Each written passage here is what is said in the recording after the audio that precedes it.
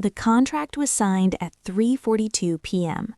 By 7:15 p.m., I was sitting at Christmas dinner pretending nothing had changed.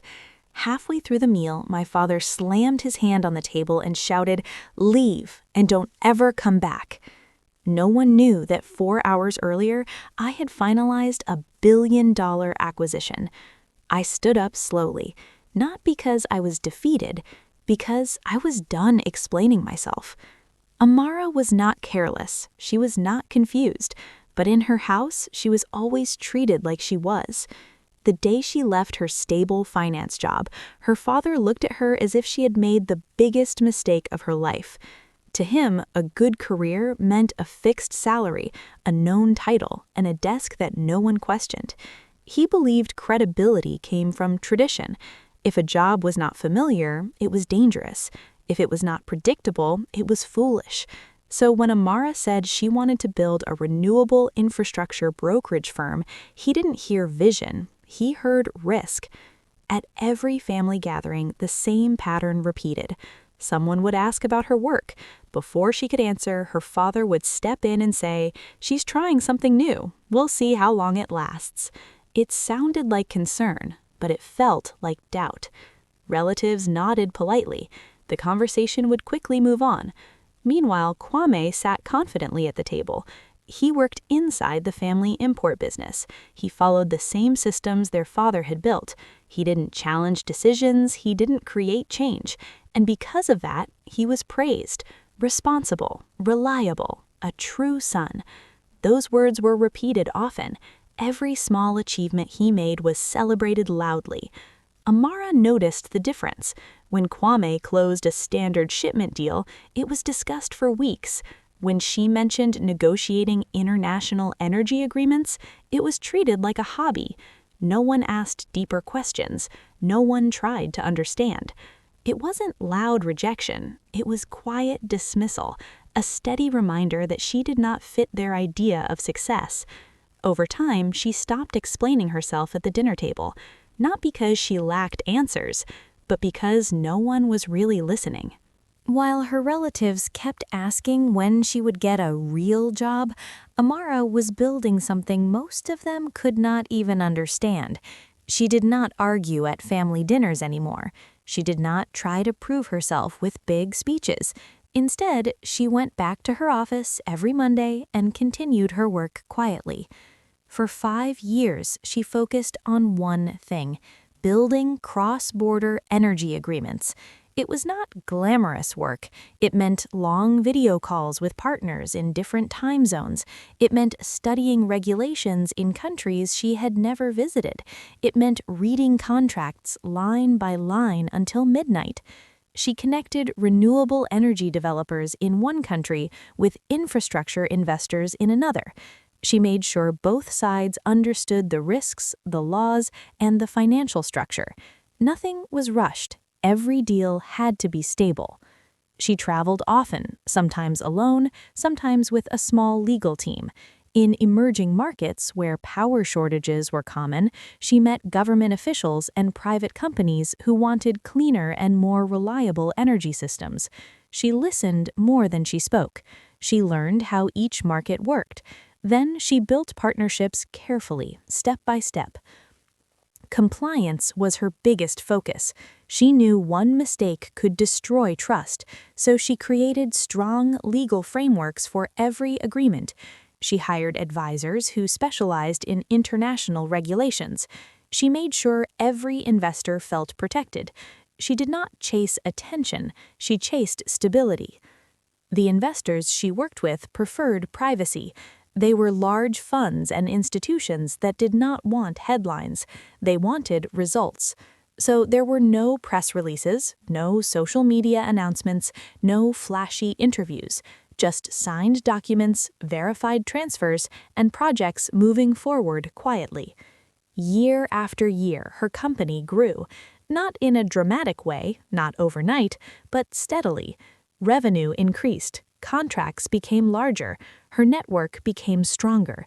She reinvested most of her earnings back into the firm. She hired carefully, choosing people who valued precision over popularity. At home, nothing seemed different. Her father still believed she was experimenting. Kwame still received praise for predictable results. No one saw the expansion happening behind closed office doors. But while others were measuring success by noise and visibility, Amara was building something solid, brick by brick, deal by deal. Quietly, her foundation was becoming impossible to ignore. On Christmas Eve afternoon, while most people were shopping for gifts or preparing for dinner, Amara was sitting in a glass conference room staring at the final version of a contract that had taken 2 years to complete. Around the table were senior lawyers, financial advisors, and representatives from an international utilities consortium that operated power grids across several continents. This was not a casual meeting. Every number had been reviewed, every clause had been negotiated, every risk had been studied. At exactly 3:42 p.m., the final approval came from the consortium's board. The merger was officially cleared. Her firm would combine assets with the utilities group in a structured acquisition worth over $1 billion. It was not sudden money, it was not luck. It was the result of detailed models, verified contracts, regulatory clearance in multiple countries, and months of due diligence. The agreement meant her company's renewable infrastructure projects would now scale at a level she once only imagined. Energy plants under development would receive full funding. Transmission systems would expand into new regions. What she had built quietly over 5 years was now connected to a global network. When the documents were placed in front of her, her hands did not shake. She had prepared for this moment carefully. She signed her name where required, so did the other executives. After the final signature, the lead attorney confirmed that the transaction was officially closed. Her equity share in the deal positioned her as a principal stakeholder. She was not just an employee or consultant, she now held ownership at the highest level: board representation, voting power, long-term strategic influence. The numbers attached to her name were larger than anything her family had ever discussed at a dinner table. There was no celebration in that room, only professional handshakes and quiet congratulations. The funds would move in structured phases. Public announcements were scheduled for after the holidays. Until then, confidentiality remained in place. When she walked out of the building that evening, the city looked the same. Traffic moved normally, stores were decorated for Christmas. No one on the street knew that a billion-dollar acquisition had just been finalized upstairs. No cameras waited outside, no headlines had been printed yet. She checked the time. It was early evening. In a few hours, she would be sitting at her family's Christmas dinner table where they still believed she was chasing uncertain ideas. They had no idea that before sunset, she had secured something permanent. Not a dream, not a promise. Ownership. By the time Amara arrived at the house, the dining table was already full. Plates were arranged perfectly, candles were lit. The room felt warm, familiar, and unchanged. She placed her phone face down beside her plate, the same phone that had been ringing all afternoon with confirmation messages about the merger.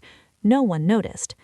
Dinner started normally. Small talk, questions about traffic, comments about the weather. Then, like it always did, the conversation shifted toward work.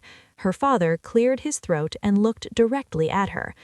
"So," he said calmly, "are you still chasing those risky ventures?" The table became quiet in a subtle way, not dramatic, just attentive. Amara kept her expression neutral. Before she could respond, her father continued, "You had a solid finance position, benefits, structure, respect. You walked away for uncertainty. Sometimes stability is more important than ambition." It wasn't shouted, it wasn't cruel, but it was public. It carried weight. Across the table, Kwame nodded slightly. He did not attack her directly. He smiled and added, "There's something to be said for consistency, building slowly inside something proven. That's how real businesses last." Everyone knew what he meant. He worked inside the family import company. He followed his father's system. He had never stepped outside of it, and because of that, he was seen as dependable. No one at the table asked Amara what her company actually did. No one asked how many projects she managed. No one asked about revenue, contracts, or partnerships. They spoke as if they already understood the outcome, as if 5 years produced nothing significant. Her aunt added gently, "We just worry about you. Entrepreneurship is unpredictable." Amara listened quietly. She had just finalized a billion-dollar acquisition hours earlier. She held principal equity in a global energy merger. But here, at this table, she was still the daughter who left security. Her father shook his head slightly. "You could have strengthened this family's foundation by joining us. Instead, you chose independence." Independence, the word sounded like disobedience in his voice. Kwame leaned back in his chair. "At least in our company, we know what tomorrow looks like." That sentence stayed in the air. Amara almost smiled. If they only knew what her tomorrow looked like. But she did not interrupt. She did not correct assumptions. She did not announce numbers or titles. She simply cut her food slowly and continued eating. They assumed stagnation because they measured progress by visibility. If they didn't see growth inside their own walls, they believed it wasn't happening. The criticism did not surprise her. It followed a familiar pattern. What was different tonight was not their opinion. It was the truth she carried quietly, and the fact that she no longer felt the need to convince anyone at that table that she was building something real. The conversation could have ended with quiet disagreement, but it didn't. After a few minutes of silence, her father leaned forward and asked the question he had clearly been waiting to ask. "Have you reconsidered bringing your company under this family's structure?" The table went still. This was not curiosity, it was expectation. He continued, explaining how her contacts, her contracts, and her small operation could strengthen the family import business if she stopped working independently. He spoke as if it was a practical solution, as if her company was an extension waiting to be absorbed. Amara placed her fork down carefully. Her voice was calm when she answered, "I'm not looking to merge my firm into the family business." The words were simple, respectful, clear, but to her father they sounded like refusal, not professional refusal, personal refusal. He straightened in his chair. "So you believe you can build something bigger on your own?" "It's not about bigger," she replied quietly. "It's about building it the way it needs to be built." Kwame shifted in his seat. "We're offering support," he said. "Why resist it?" Because support that removes control is not support. But she didn't say that out loud. Her father's tone changed. "Everything we've built in this family has survived because we stayed united. Authority exists for a reason. Structure exists for a reason. You choosing to stand outside that structure feels like rejection." There it was. Not business, not strategy, rejection. Amara felt the weight of every past dinner, every comment, every quiet dismissal. "I'm not rejecting the family," she said. "I'm choosing to lead my own company." The word lead seemed to trigger something. Her father's voice grew firmer. "Leadership comes with accountability to this family first, not ego, not independence." This was no longer about contracts. It was about control. "I don't need to surrender ownership to prove loyalty," she answered. That sentence broke whatever patience remained. Her father's hand struck the table hard enough to shake the glasses. "If you refuse to prioritize this family's authority," he said sharply, "then you can leave, and don't come back until you understand what that means." The room froze. No one interrupted him. No one softened the statement. Leave and don't come back. It was not said as a threat, it was delivered as a rule. Amara looked around the table. Kwame avoided her eyes. Her mother stayed silent. The air felt heavy, but her mind was clear. 4 hours earlier, she had signed documents confirming her position as a principal stakeholder in a billion-dollar merger. Now she was being told she had no place at this table if she refused to give up control. The choice was suddenly simple, not emotional, clear. For a few seconds after her father's ultimatum, no one moved. The candles were still burning, plates were half full. It looked like an ordinary dinner, but something had shifted permanently. Amara did not argue, she did not raise her voice, she did not list her achievements or mention the contract signed earlier that day. She simply nodded once, as if she had just heard a business decision. Slowly, she reached for her coat hanging behind her chair. The sound of the fabric sliding against the wood felt louder than it should have. No one tried to stop her. No one said her name. Kwame stared at his plate. Her mother looked down at her hands. The silence felt heavy, but not surprised. Her father leaned back in his chair. His expression was firm, almost certain. To him, her quiet exit confirmed what he already believed. If she had succeeded, she would have said something. If she had proof, she would have defended herself. Her silence looked like defeat. Amara picked up her phone from the table. The screen lit up for a second, showing unread messages from board members and legal advisors. She turned it face down again and slipped it into her pocket. This was not the place to explain numbers or titles. Not tonight. She walked toward the door at a steady pace. No rushing, no hesitation. Each step felt calm, controlled. When she reached the entrance, she paused only long enough to put on her shoes. She did not look back at the dining table. She did not ask for understanding. The door closed softly behind her. Inside the house, the quiet remained. Her father cleared his throat and picked up his fork again. In his mind, the situation was settled. She had chosen pride over family. She had walked away from stability.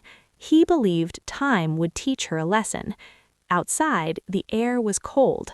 Amara stood on the driveway for a moment, breathing slowly. She did not feel angry. She did not feel broken. She felt clear. They thought she had nothing left to say. In reality, she had nothing left to prove.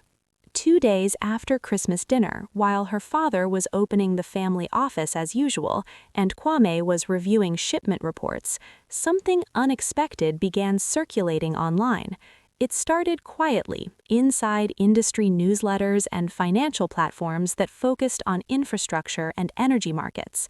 Then it moved to larger business publications. The headline was clear and formal. An international utilities consortium had completed a billion-dollar merger with a renewable infrastructure brokerage firm. The article listed transaction value, regulatory approvals, projected expansion plans, and long-term market impact. Halfway through the statement, one name appeared clearly. Amara was identified as lead negotiator and equity principal. Her photograph, taken months earlier at a conference, appeared beside the announcement. The article explained how she had structured cross-border agreements over 5 years, built partnerships in emerging markets, and positioned the firm for large-scale integration. It described the acquisition as a strategic move that would reshape regional infrastructure development, expanding clean energy distribution across multiple countries. Inside the family office, someone forwarded the link to Kwame. At first, he thought it was unrelated. Then he saw her name again in the official press release attached to the article. The numbers were not exaggerated. They were verified.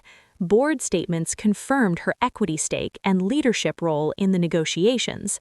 Within hours, business contacts began sending congratulatory messages to the family company, assuming they were aware of the merger. Some asked if there would be collaboration opportunities.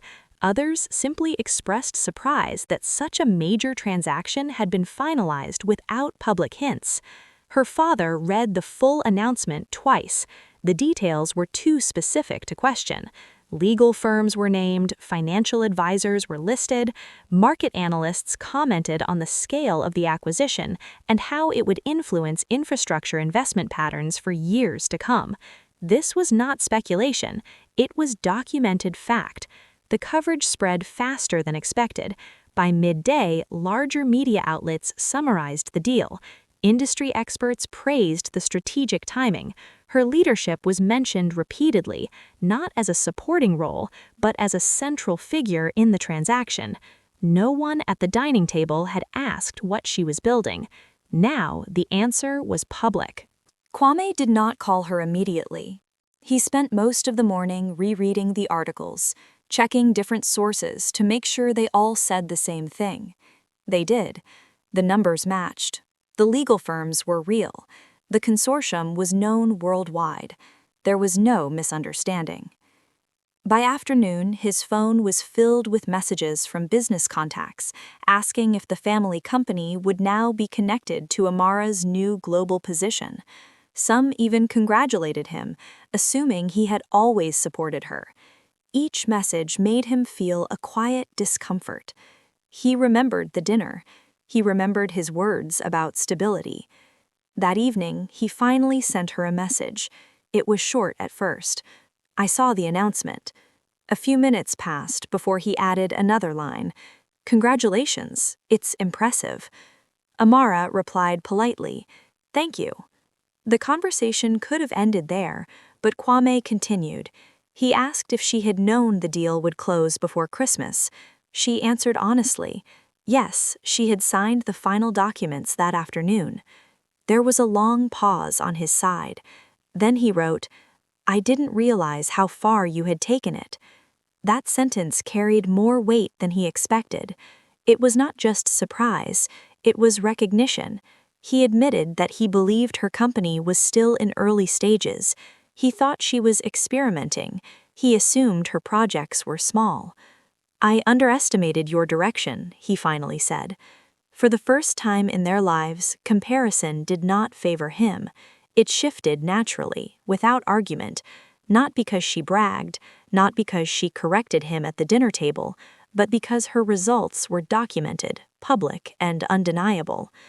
Kwame felt something unfamiliar. It was not jealousy exactly, it was awareness.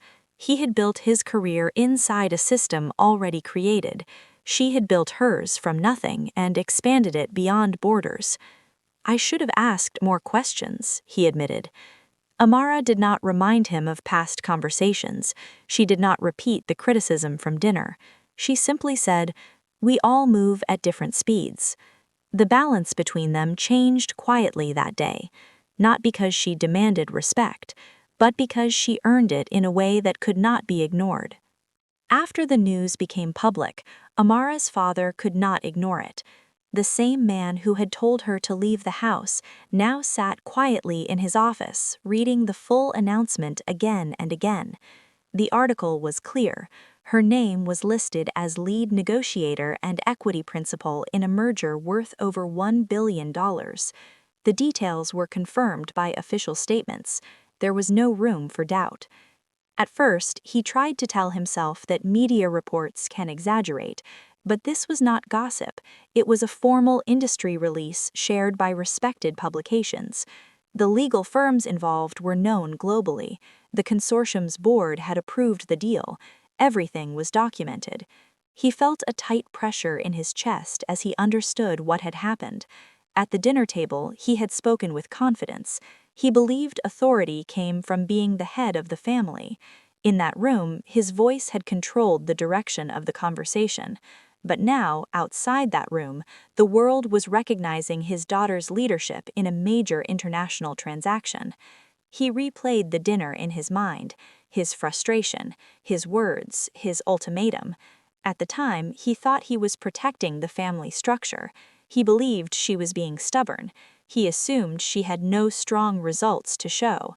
That assumption had shaped his reaction. Now, documentation replaced assumption. The signed contracts proved her work. The merger agreement showed her negotiation role. The equity structure confirmed her ownership position. These were not opinions, they were facts. He began to realize something important. Authority inside a dining room does not decide influence in the real world. Respect in a household does not measure global impact. Control at a table does not define professional success. For the first time, he understood that leadership is proven through results, not just through volume. His authority felt strong in the moment of anger, but it did not change the outcome of the transaction. The merger had already been completed before the argument even began. This realization was uncomfortable. Pride had made him speak too quickly. He had assumed his experience was greater than her innovation. Now he saw that both could exist in different spaces. He did not contact her immediately. Instead, he sat with the information, reflecting on the difference between control and achievement. The silence in his office felt different from the silence at the dinner table. This time, it was not about winning. It was about understanding that influence is earned through measurable results, not just family position. Amara did not argue after the merger became public. She did not call to prove a point. She did not return to the house to explain her success. The next Christmas came quietly, and she chose not to attend the dinner. It was not anger that guided her decision. It was clarity. She understood something important now. Respect should not depend on silence, and success should not require permission. At the dinner table, she was measured by expectations. If she agreed, she was accepted. If she disagreed, she was seen as difficult. That system no longer worked for her. So she created a new boundary, not with loud announcements, not with public statements, just with calm consistency. When family members wanted to speak, she responded politely. When they asked about her work, she answered briefly. When they tried to reopen the debate about merging businesses, she clearly said no. She did not use the billion-dollar deal to shame anyone. She did not bring up the merger during arguments. She did not remind her father of his words. She did not compare her achievements to Kwame's role in the family company. She simply stopped shrinking her voice. Before, she had tried to adjust herself to avoid conflict. She softened her goals. She limited her explanations. She made her dreams smaller in conversations so others would feel comfortable. Now she understood that success does not require self-reduction. The night she was told to leave felt far away in her memory. It no longer controlled her decisions. It became just one moment in a larger journey. She did not return to prove anything. She did not stay away to punish anyone. She continued building her work, maintaining professional focus, and allowing time to change relationships naturally. Over time, conversations with her family became calmer. They spoke with more respect. They asked questions instead of making assumptions.